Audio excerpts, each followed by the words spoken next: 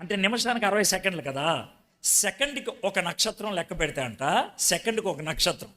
ఒకవేళ సెకండ్కి ఒక నక్షత్రం లెక్క పెట్టుకుంటూ వెళ్తే అన్నం తినకూడదు, బాత్రూమ్కి వెళ్ళకూడదు, నిద్రపోకూడదు. అలాగా లెక్క పెట్టుకుంటూ వెళ్తే 26,000 సంవత్సరాలు పడుతుందంట నక్షత్రాలని లెక్క పెడతాను.